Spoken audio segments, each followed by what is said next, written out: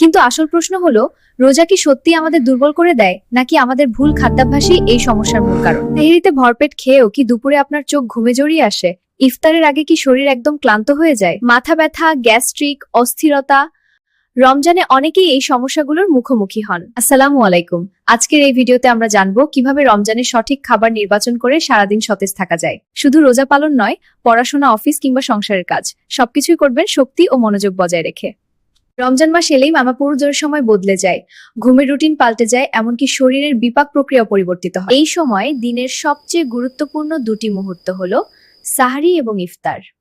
এই দুই সময়ের খাবারই নির্ধারণ করে দেয় আপনি সারাদিন কেমন থাকবেন। অনেকে মনে করেন 14 ঘন্টা থেকে 15 ঘন্টা না খেয়ে থাকতে হবে, তাই ইফতারে যত বেশি সম্ভব খেয়ে নিতে হবে। আবার অনেকেই সাহরিতে অতিরিক্ত ভরপেট খেয়ে নেন যেন সারাদিন ক্ষুধা না লাগে।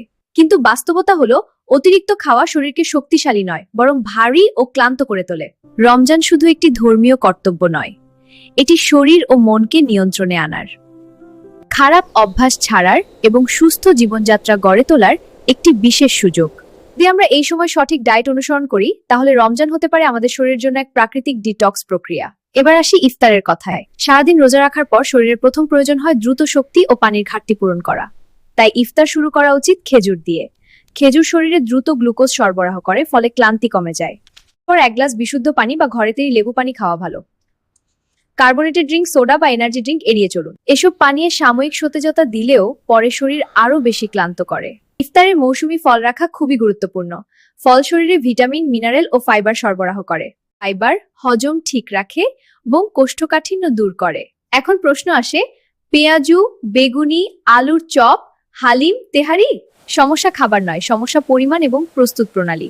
অতিরিক্ত তেলে ভাজা খাবার পাকস্থলীতে অস্বস্তি সৃষ্টি করে। একই তেল বারবার ব্যবহার করলে ক্ষতিকর রাসায়নিক তৈরি হতে পারে। তাই ইফতারে ভাজা পোড়া কম রাখুন। রুচি পরিবর্তনের জন্য 1 বা 2 পিস যথেষ্ট। ইফতারের 30 থেকে 44 মিনিট পর প্রধান খাবার খাওয়া ভালো। ভাতের সঙ্গে মাছ, মুরগি, ডাল ও সবজি মিলিয়ে সুষম খাবার নিন। অতিরিক্ত তেল ও মশলা এড়িয়ে চলুন। এবার সাহারির কথা বলি। সাহারি হলো রোজার শক্তির ভিত্তি। অনেকে মনে করেন বেশি খেলে ক্ষুধা কম লাগবে, কিন্তু অতিরিক্ত খেলে পাকস্থলী ভারী হয়, ঘুমে সমস্যা হয় এবং দুপুরে অস্বস্তি বাড়ে। সাহারির খাবার হওয়া উচিত সহজপাচ্য ও সুষম। ভাতের সঙ্গে মিশ্র সবজি, ডাল, মাছ বা মুরগি ভালো অপশন। ডিমও রাখতে পারেন। ওটস বা লাল আটার রুটি ধীরে হজম হয় এবং দীর্ঘ সময় শক্তি দেয়। অতিরিক্ত ঝাল, ভাজা ও চর্বিযুক্ত খাবার এড়িয়ে চলুন। এগুলো পিপাসা বাড়ায় এবং গ্যাস্ট্রিকের সমস্যা তৈরি করে। সবচেয়ে গুরুত্বপূর্ণ বিষয় হলো পানি। ইফতার থেকে সাহারি পর্যন্ত অন্তত 1.5 থেকে 2 লিটার পানি পান করুন। একসাথে অনেক পানি না খেয়ে ধীরে ধীরে সময় ভাগ করে পান করুন। চা ও কফি কম পান করুন। এগুলোর ডায়ুরেটিক প্রভাব শরীর থেকে পানি বের করে দেয়। রমজানে শুধু খাবার নয়, জীবনযাত্রাও গুরুত্বপূর্ণ। খাবার ধীরে ধীরে চিবিয়ে খান। অর্থাৎ বেশি খেলে হজমের সমস্যা হয়। হালকা ব্যায়াম ইফতারের পর করতে পারেন। সকালে খালি পেটে ব্যায়াম করলে দুর্বল লাগতে পারে। পর্যাপ্ত ঘুম নিশ্চিত করুন। গরমে বেশি সময় রোদে না থেকে ছায়াযুক্ত স্থানে থাকুন।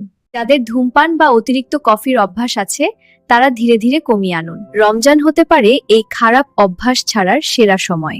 সবশেষে মনে রাখবেন, রমজান কষ্টের মাস নয়, এটি নিয়ন্ত্রণের মাস। খাবারের সঠিক পরিকল্পনা করলে রোজা কখনোই আপনাকে দুর্বল করবে না। খাবার হোক পরিমিত, পানি হোক বিশুদ্ধ, ডায়েট হোক সুষম, তাহলেই রমজান হবে শক্তি, স্বাস্থ্য এবং মানসিক প্রশান্তির এক সুন্দর যাত্রা। আল্লাহ আমাদের সবাইকে সুস্থভাবে রোজা রাখার তৌফিক দান করুন। ভিডিওটি ভালো লাগলে লাইক, শেয়ার ও সাবস্ক্রাইব করতে ভুলবেন না। আসসালামু আলাইকুম।